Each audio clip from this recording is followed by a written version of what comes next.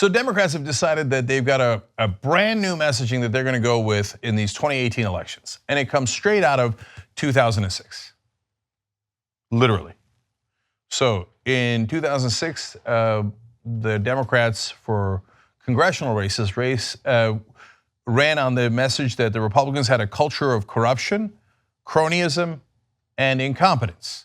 Nancy Pelosi has now started talking about the Republican culture of corruption, cronyism, and incompetence. Well, I have mixed feelings about this, and I believe it's a mixed message of sorts, so a lot of mixed up parts of the story. Stay with me. An anonymous GOP strategist said this is about their 2006 campaign, choking your mistress, touching little boys, that was Mark Foley back then, taking money from the Russians, what's old is new, questionable business dealings, you name it, we had it, on and on, never ended. So can you run against Republicans in any given year on the issue of corruption? Of course! The whole point of the party at the national level is corruption. They have no guiding principles other than corruption. I know the mainstream media has to do false equivalencies and pretend that they care about balanced budgets when they just put a $2 trillion hole in the budget. No, they just want to serve their donors. That's all the party's about. So I like that message. That's a correct message. We'll get to my issues in a second. Amanda Turkle at HuffPost reports, Democrats seized on these issues and created a culture of corruption refrain that another former NRCC operative said was extremely effective. So back then, even the Republicans said, no question, it worked. The targets in Congress aren't as obvious as they were last time, with many of the men who were caught in recent sexual harassment scandals quickly resigning on their own. So now look, if you're just focusing on the sex as part of the corruption, well, okay, then it's not as target rich because a lot of those guys have left on the Republican side. If you're focusing on the knickknacks, which they will and they already have, and this started with very predictably an attack on Scott Pruitt. Should they attack Scott Pruitt's corruption? Definitely. Are they going to win the election by talking about how he paid $50 per night in Washington? No. Are they going to win it by talking about his $40,000 phone booth? No. Are they going to win it by talking about Ben Carson's $31,000 dining room table? No.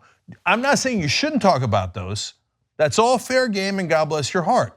And those are all real and those are all real scandals.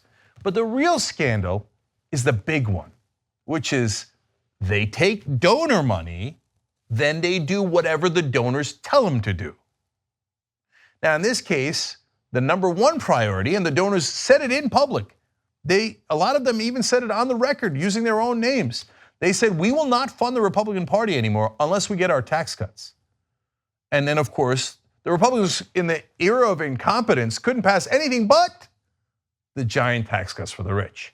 So amazingly, nearly miraculously, the Democrats have actually figured out that the tax cuts are a big problem. Maybe the poll showing that the tax cuts are polling at 27% might have had something to do with it, but with Democrats, you really got to drill it in before they get it. 27%, oh. I mean, 3/4 of the country's on our side, but I don't know. So in this case, though, credit where credit is due. Turkle reports also expect Democrats to go after Republicans for how they or their corporate donors benefited from the tax cut law. Hey, talking about corporate donors, wonderful. Okay.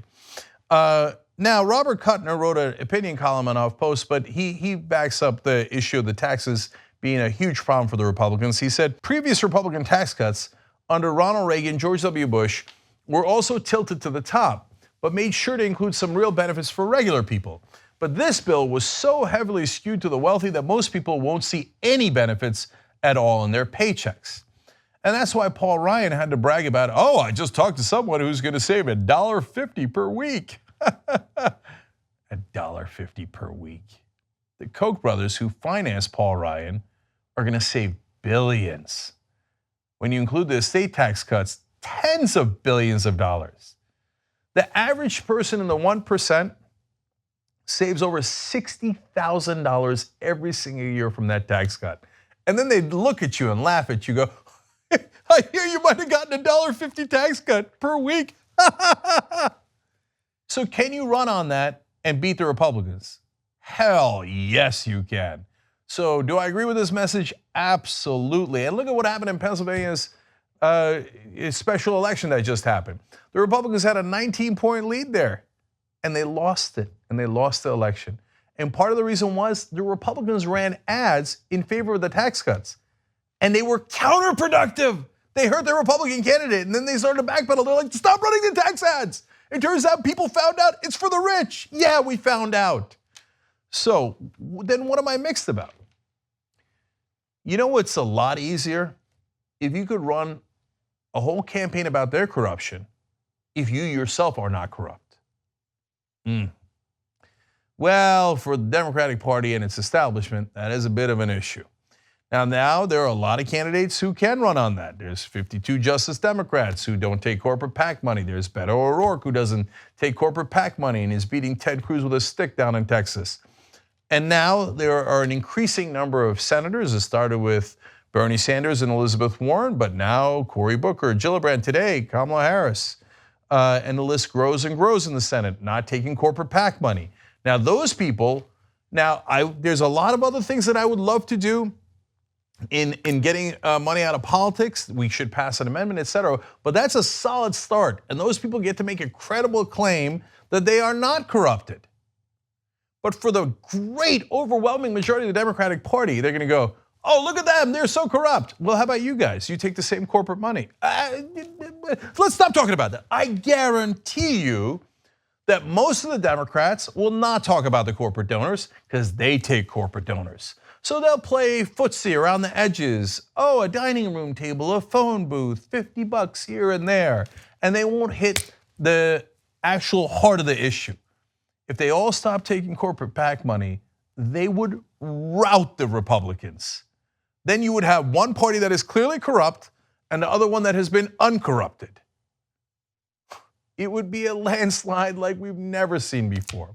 But I know what the Democrats are gonna say. But we need that corporate PAC money. We can't win without it. What do you want us to do, disarm? Yeah, I want you to be honest. I want you to be non-corrupted. It's not going to hurt you. It's going to help you.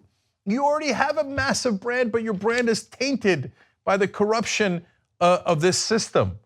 Untether yourself from the donors and you will rout them. Unfortunately, for most of the establishment Democrats, they will not be able to do that. So this will be a mixed message where people go, I get it, but are you really any better?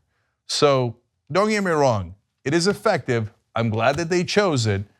I'm just telling you the whole reality and the whole context. It would work a lot better if they themselves stopped taking corporate donor money. What you just watched was one of the videos that we do today, but we actually do a whole 2-hour show every single day. It's a podcast. You could watch it in video or listen to it as audio. You can download it, you can stream it, and you get it completely ad-free if you could become a member of the Young Turks. tytnetwork.com/join.